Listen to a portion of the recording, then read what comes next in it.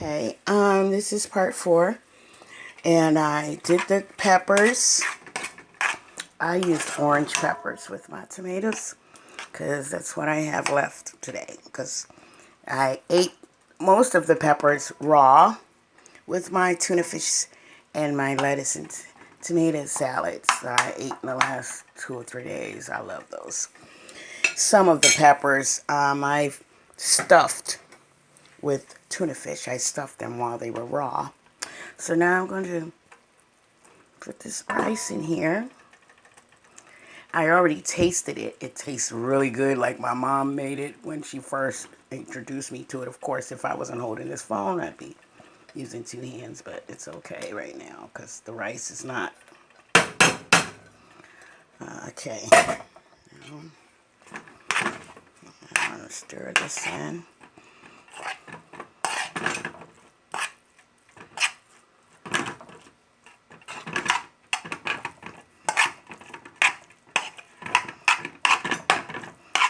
Yes, sir.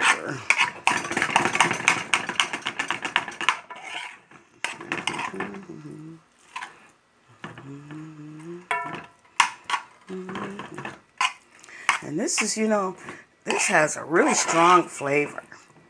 The tomatoes and the seasoning has a really strong flavor. Of course, there's no flavoring in the rice because this is the flavor. So you don't need to do anything to the rice, but rinse it really good so it doesn't be gummy. You don't want this to be like gummy, See how it moves around freely? You want your rice to be free, See how free it is. Again, because we're not making wallpaper glue, And if this rice was gummy, ooh, I smell those peppers and the tomatoes and the cumin. Ooh, it smells good. It's a little bit hot. But the rice will take care of that. It's not too hot. Which I'm sure that when they make it in Mexico is kind of hot because they use the hot peppers that you string up and dry, which that'll be another show. My mom showed me also how to grow the peppers, string them up with the needle and thread, and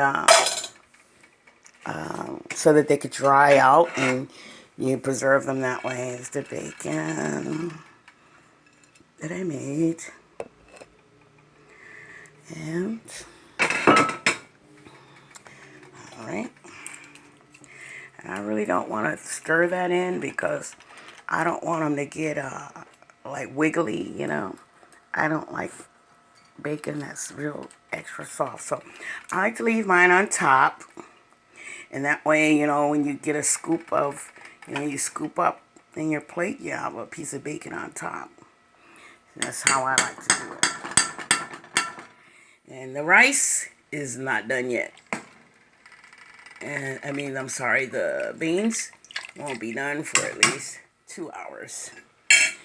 And that tomato juice that came from this rice, I am going to use in this pot, seeds and all, with the beans. Because again, this is the taste of Mexico. So I want that pure, fresh tomato juice in my beans. So there it is. The bacon's on top. The tomatoes in there. Got peppers, orange peppers, bell pepper is what I mean, and it's a sweet pepper, cayenne pepper, cumin, some accent, and a couple of secret ingredients. So that is part 4. Actually, this is the conclusion of making Mexican rice. Okay. And part 5 is going to be Mexican rice with the flavor of Mexican beans on top. You see that? It looks like nothing right now. But you just wait about 3 hours. I'm going to move this one, this pot over here, and move this pot over here, and get the show on the road right here.